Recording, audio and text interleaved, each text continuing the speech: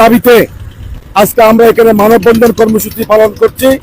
আজকে মানববন্ধন কর্মসূচিতে আমাদের হাটাজারি বস্তরের জনসাধারণ আসসালামু আলাইকুম রহমতুল্লাহ বারকাতুহু। আজকে আমরা অত্যন্ত একটি দুঃখ বিরাক্রান্ত হৃদয়ে আমরা আজকে এখানে রাস্তায় দাঁড়াতে বাধ্য হয়েছি।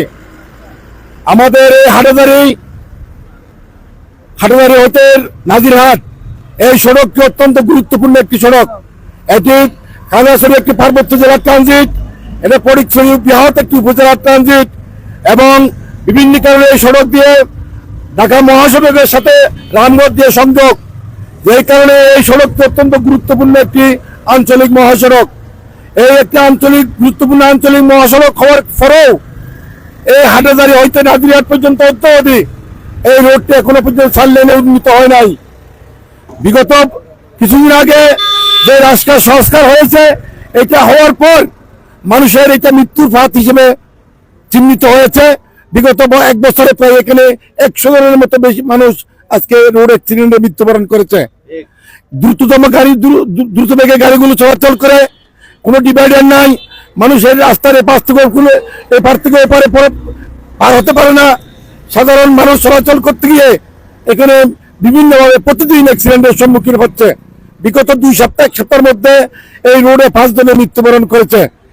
আমরা অনেক প্রশাসনের কাছে বিভিন্ন সেবা সেমিনারে আমরা অনেকবার অনুরোধ করছি, এই হাটাজারি থেকে নাজিরহাট সড়কটি 4 লেনে উন্নীত করে এটাকে ডিভাইডার দিয়ে আমরা মনে করছি এখানে মানুষের মৃত্যুটা অন্তপক্ষে কমে যাবে। কিন্তু আজকে পর্যন্ত প্রশাসন কোনো উদ্যোগ নেয় নাই। আমরা যার কারণে আজকে বাধ্য হয়ে আমরা এখানে মানববন্ধন করতে রাস্তায় দাঁড়িয়েছি। বন্ধুরা, আমরা হাটাজারির এটা একটি বৃহৎ উপজেলা, কাছের উপজেলা, এটা চট্টগ্রামের একটি উপশহর, অত্যন্ত নিকট একটি উপশহর এই হাটাজারি সড়ক। এই সড়কটি দীর্ঘদিনের মধ্যেও এখানে কোনো উল্লেখযোগ্য সংস্কার বা প্রয়োজনীয় 4 লেনে উন্নীত করা হয় নাই। আমরা হাটাজারির প্রশাসন, বাংলাদেশের প্রশাসন এবং এখানে রাজনৈতিক নেতৃবৃন্দ, সামাজিক নেতৃবৃন্দ সহ সকলের কাছে আমাদের অনুরোধ, অতি দ্রুত যেন এই সড়কটি 4 লেনে উন্নীত করে এটাতে ডিভাইডার দিয়ে মানুষের মিছিলকে থামানোর জন্য আমরা অনুরোধ করছি।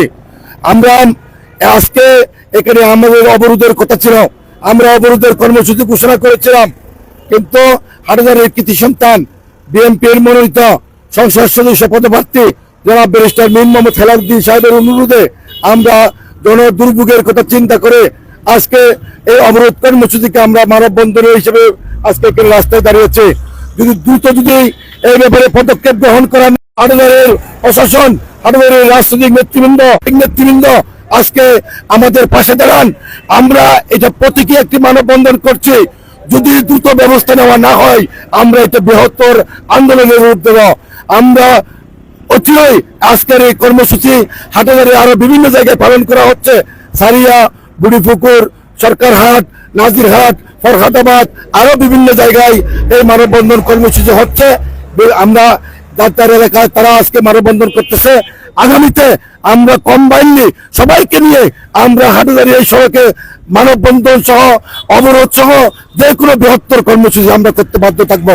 আমরা চাই প্রশাসন দ্রুত আমাদের এই আবেদনকে সাড়া দেবে, আমাদের আজকে যারা রাস্তায় দাঁড়িয়েছে তাদের ডাকে সাড়া দেবে এবং এই সড়ককে দ্রুত 4 লেনে উন্নীত করে ডিভাইডারের ব্যবস্থা করবে এবং সর্বোপরি হাটাজারি বাজারে যানজট নিরসনে প্রশাসন কাজ করবে। আজকে আমরা দেখতে পাই এই সড়কগুলোতে ফিটনেসবিহীন অনেকগুলো গাড়ি কি করে চলাচল করে। আমাদের প্রশাসনের কিছু লোকেরা টোকেন দিয়ে এই গাড়িগুলো চলাচল করার কারণেই আজকে তাদের কোনো গাড়ির কোনো ফিটনেস নাই, ড্রাইভিং লাইসেন্স নাই। এই গাড়িগুলোর কারণে আজকে অ্যাক্সিডেন্ট বেশি হচ্ছে। এই যে আজকে গত সপ্তাহে আমাদের হাটাজারি উপজেলা স্বেচ্ছাসেবক দলের সভাপতি জনাব ইমরান চৌধুরী, চট্টগ্রাম বিশ্ববিদ্যালয় ছাত্র দলের যুগ্ম সম্পাদক মোহাম্মদ আরিফ অ্যাক্সিডেন্টে মৃত্যুবরণ করেছে। একটি তাদের গাড়ি বেপরোয়াভাবে তাদের উপর কি করেছে, তাদের গাড়ির উপর মোটরসাইকেলের উপর চাপিয়ে দিয়েছে, তারা দুজনে মৃত্যুবরণ করেছেন। এই ছাদের গাড়িগুলোর কোনো বৈধ কোনো ডকুমেন্ট নাই, কোনো রোড পারমিট নাই, কোনো ড্রাইভিং লাইসেন্স নাই, কিচ্ছু নাই। কিন্তু এই গাড়িগুলো কিভাবে চলে আমরা রোডে জানতে চাই। প্রশাসনকে টোকেন মানির মাধ্যমেই প্রশাসনের কিছু মানুষকে টাকা দিয়ে এই গাড়িগুলো চলছে, যার কারণে আজকে এই রোডের মধ্যে প্রতিদিন অ্যাক্সিডেন্ট হচ্ছে, তাজা প্রাণগুলো দিচ্ছে। তাই আমরা আপনাদের মাধ্যমে প্রশাসনকে অনুরোধ করব, এই ফিটনেস বিহীন গাড়িগুলোকে বন্ধ করতে হবে। ড্রাইভিং লাইসেন্স বিহীন ড্রাইভারদের গাড়ি তাদের বিরুদ্ধে ব্যবস্থা নিতে হবে। সর্বোপরি এই রোডকে 4 লেনে উন্নীত করে ডিভাইডার দিয়ে এই মানুষের মৃত্যু থেকে বাঁচানোর জন্য আমরা অনুরোধকে সবাইকে ধন্যবাদ জানিয়ে যারা অংশগ্রহণ করেছেন। আজকের এই মানববন্ধন আমাদের প্রতীকী